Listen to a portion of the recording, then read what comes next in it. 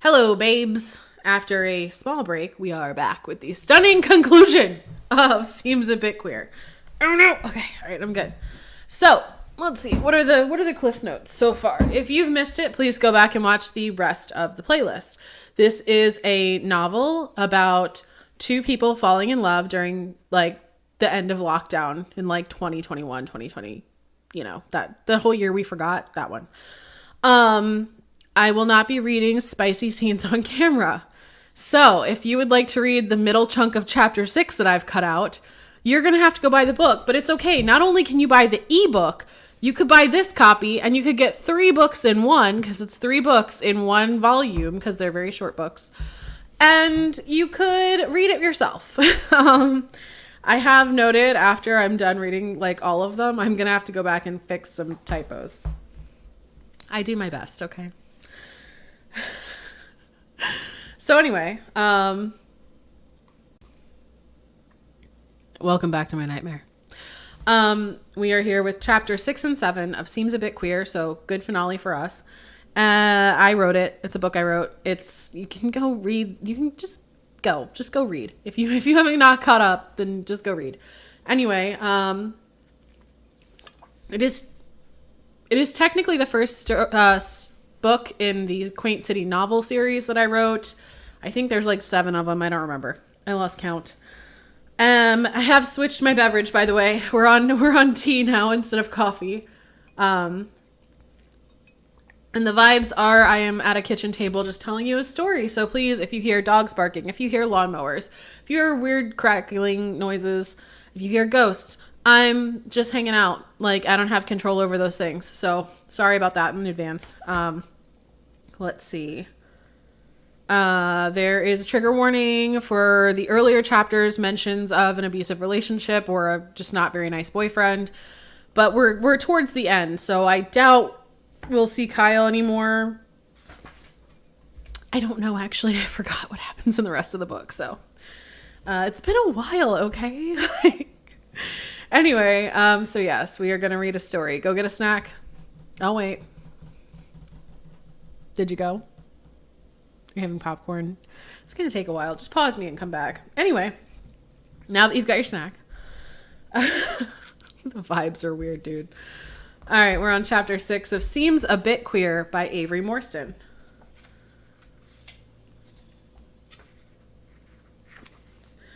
By the end of the day, neither of them felt much like cooking. Even ramen seemed to be just a little bit beyond what either of them had the mental capacity for. In such a short amount of time, everything had started to shift between them, and it was a lot to process. I don't know what to get, though, Scarlett complained. She'd changed out of her work shirt and into a pink-ribbed tank top that matched the little moons on her pajama bottoms. Rather than clashing with her red hair, it highlighted how rosy her skin was, clinging to her curves in a way Cam could grow to appreciate.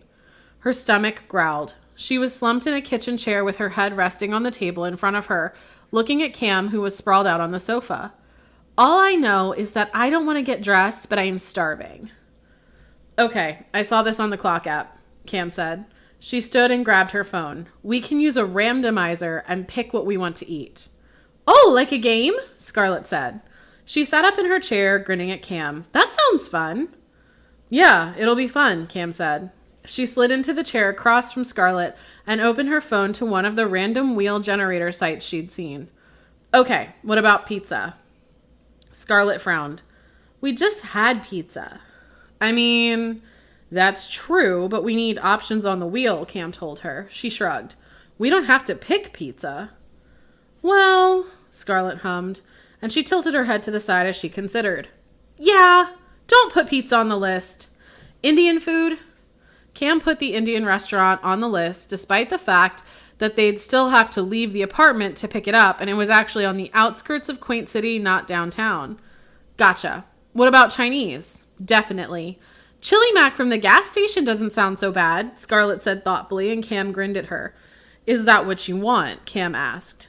No, I'm not saying that, Scarlett replied, and she leaned forward again, but this time she rested her head on her arms, staring straight at Cam as though she didn't want to look away. I'm just saying, if I had to eat something, I could probably get that and feel okay. What else? In the end, the picker wheel chose Chinese food, and Cam placed the order for it to be delivered, which was really nice because Cam definitely didn't feel like leaving the house. The bubble they'd created felt so delicate and pure that she just wanted to revel in it, worry about the next step later. She had this itching feeling like if she left even to get food, something would break. Scarlett put on an old sitcom from the 90s, and they spread out the white boxes of takeout on the coffee table. They sat side by side on the floor with their backs against the couch and a fluffy blanket underneath them and shared their food. They'd ordered too much, but that was okay because it would last them now that their garbage monster wasn't eating everything in sight. Kyle hated this show, Scarlett said around a mouthful of rice. Kyle hates fun, Cam told her. She slurped up her plain lo mein noodles, ordered just as she had ever since she was a child, and watched The Lost Boys for the first time. If David didn't need to eat his vegetables, then neither did Cam. She washed down the salty tang of soy sauce with the cheap beer she'd found at the bottom of the fridge. It wasn't like Kyle was coming back for it. That's so true, Scarlett replied. I'm surprised you like it, though. It seems like the kind of show you wouldn't really enjoy, Cam said before she could stop herself.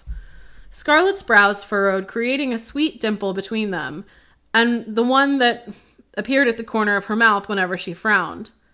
I mean, it's just kind of normal and so straight. Like, it's definitely a classic and all, but I just figured you'd pick something more whimsical. Ah, Scarlett said, and she bit her lip as she considered this. We watched it a lot when I was a kid. My mom was obsessed, like one of those fans who wanted to know which of the guys was the father and seriously set the timer each week to tune in. But it's also a good time capsule for clothes. I was talking to my autistic friend about stimming and how she looks for visual stims, and I think it might be one of my visual stims. I'm always trying to look at the outfits, deconstructing them in my mind, trying to take them apart and remake them. That's probably weird. That's not weird at all, Cam said quickly, and she reached out to touch Scarlett's hand. Not even a little. Scarlett grinned at her. Thank you. You're always so supportive of me. I think that everyone should be supported, especially when they do cool things like creating, Cam told her softly. Your ex, he just seemed to hate everything about you. That's very true, Scarlett agreed. Which sucks because you're fucking amazing, Cam said before her mouth could stop her. Scarlett bumped into her, and Cam was painfully aware of how close they were. Their hips were pressed together, their arms were touching. Scarlett's body was so soft against Cam's. Cam thought back to the other night when they were also soft and warm and pressed together, only in a more horizontal position. She blushed and took another sip from her can of beer. Well, it's true. You're amazing, Scarlett. So far, a lot of things had been true. Kyle was a giant douche canoe? Yep. Scarlett deserved better? Check. Cam was painfully in love with Scarlett? Triple check. Cam froze, her heart beating quickly. Scarlett was still so close, with her eyes fixed on the swell of Cam's lower lip. She registered that she could hear Scarlett breathing, in and out, ragged and heavy. Cam's lashes fluttered. She wasn't used to Scarlett being the more forward of the two of them. Seeing the way she was leaning in, as if she was about to assert control over the situation, was one of the sexiest things Cam had ever been given. It was like their own little secret. Scarlett, Cam whispered. Scarlett's eyes flicked upward. Her pupils were blown out, her lids heavy and hazy. Is this okay, Cam? Scarlett asked. But it almost wasn't a question. It was a statement. Is this? There was a hint of her typical uncertainty, those brows meeting, briefly, only to smooth away again. Is this what you want? You. I've always wanted you, Cam managed quietly.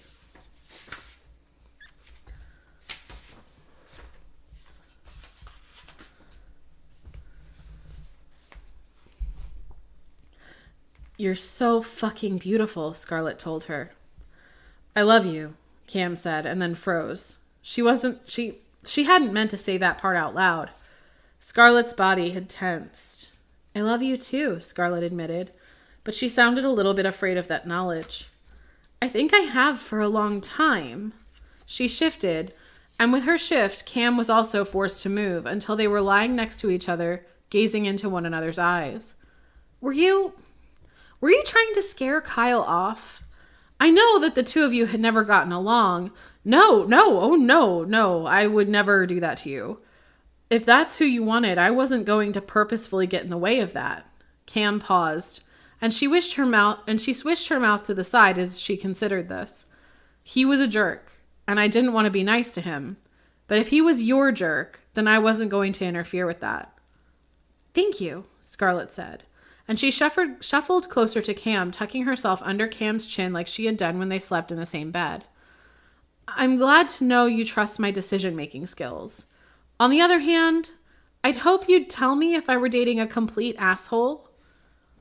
If we're doing this stuff together, I think you should know that probably falls into the category of dating a complete asshole, Cam choked. But Scarlett lifted her head, frowning down at Cam. You are not a complete asshole, Scarlett said, and she pecked a kiss to Cam's mouth. You are sweet and lovely and supportive and kind. You're wonderful. Oh yeah, Cam asked, waggling her eyebrows. You want to move this party to the bed where I can show you just how wonderful I really can be? Scarlett's answering grin was all that Cam needed in this whole world, but her words were an added bonus. Hell yes. Chapter 7. I don't know how I never noticed, Cam remarked. She was standing in Scarlett's room looking around at the decor, specifically the curtains. They were made out of bandanas, and they were definitely the Bi Pride flag colors. There were matching throw pillows on Scarlett's bed. She was struck again with how homey Scarlett's room was. The swirling iron bed frame with roses on each post, the pink quilt, and the pale orange walls. Wait, aren't we not supposed to paint? Isn't that one of the rules? It's fabric. I tacked it up with thumbtacks. Mr. Swee will never know, Scarlett said with a smile. She was in the middle of unpacking her darling machine, freshly back from the repairman. She settled the vintage machine back on her white painted desk and gave it a loving stroke along the top with her extremely talented fingers.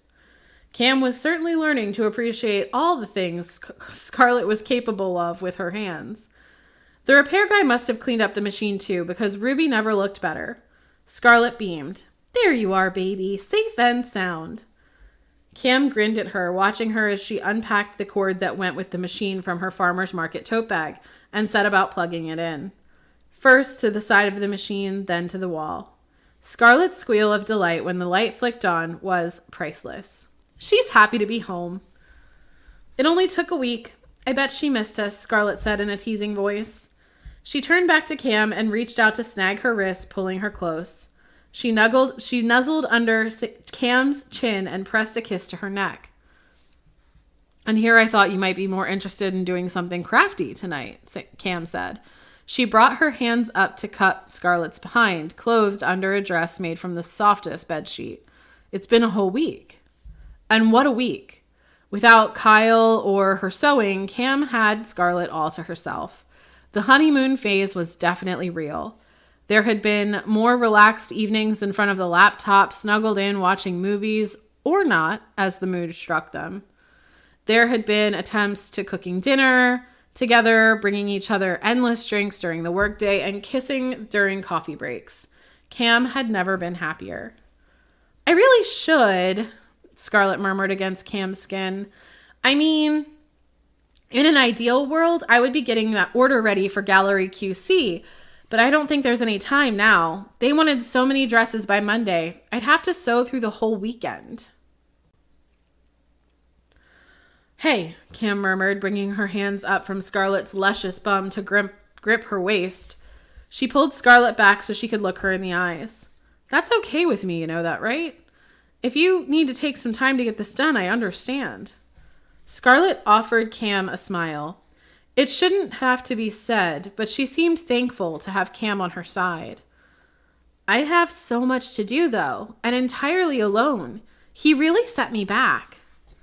Cam's head tilted to the side as she considered the idea that had popped into her head. Ooh, I found another one. Hold on.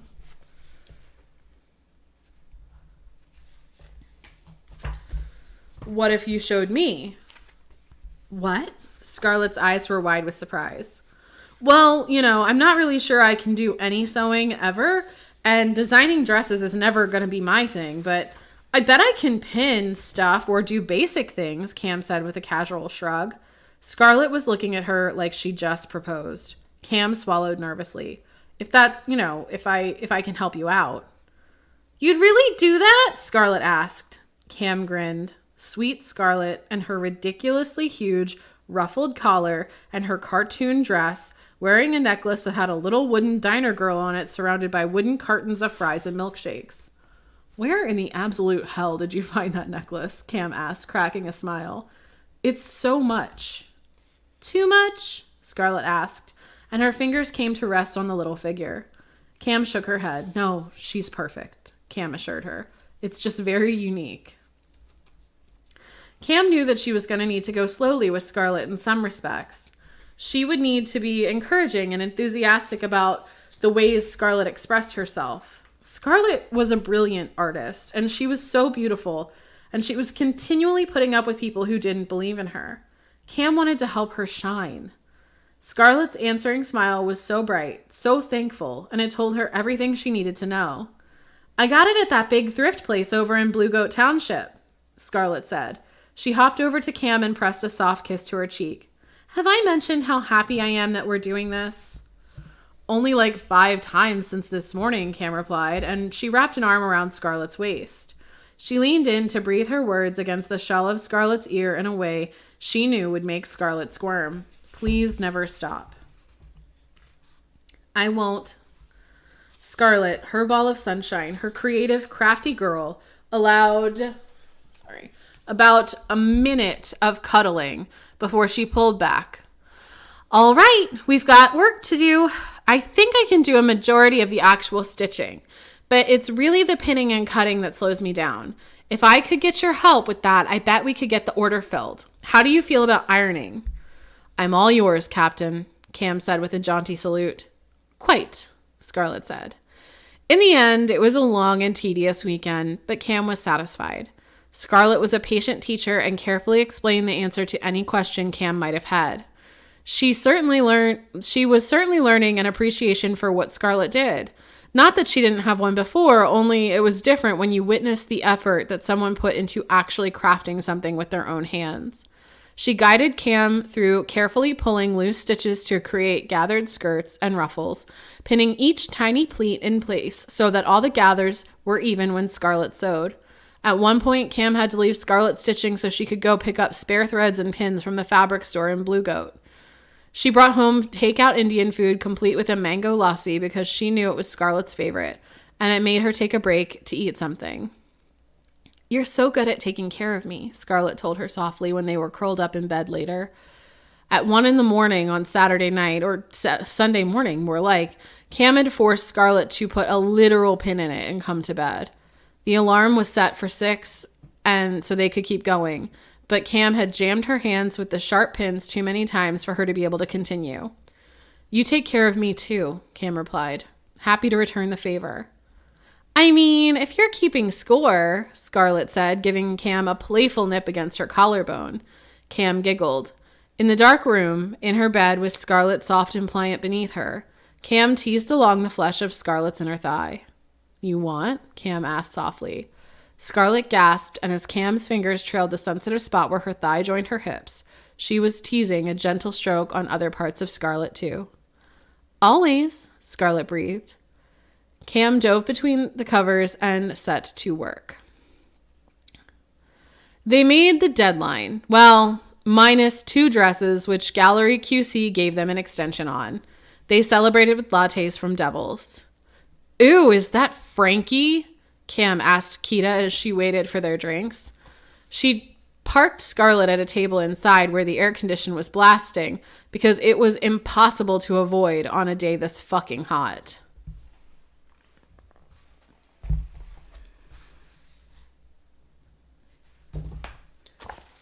She glanced from the register where Kita was down to the end where Eve was gently instructing a pink-haired girl in making drinks. Kita grimaced. It was not my idea to hire her, Kita muttered. Frankie notoriously worked at The Cabin, one of the strangest gay clubs that Cam had ever set foot in. Not necessarily bad, but its remote location in the middle of the woods in the mountains had always set Cam on edge, like being in a horror movie, like something was waiting to ambush her. Did she quit the bar? Cam asked. Keita shook her head. Nah, just needed extra money to make rent, Keita said. Her frown deepened. Everything's been slow with the pandemic. Everything except devils, Cam said. She was attempting cheer, but she knew it was forced. Keita nodded. Everything except devils, she echoed.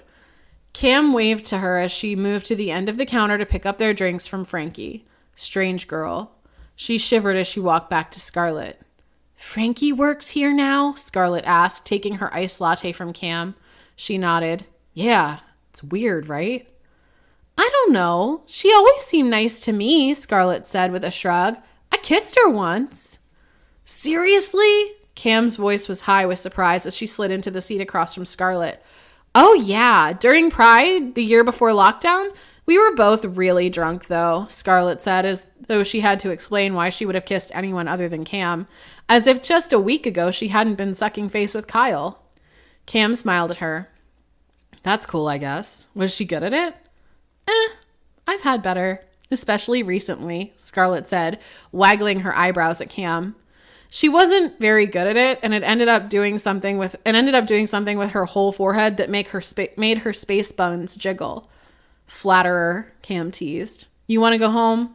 I'm pretty sure you're tired. I am. In a second. I'm going to go give Frankie one of my business cards, Scarlett said. She commented on the last post I made. She might want a custom order. Awesome. Cam watched her walk towards the counter, leaning on it to talk to Frankie. She sipped her drink. Was there a flare of jealousy? Maybe a little. But if Scarlett said it was nothing, it was nothing.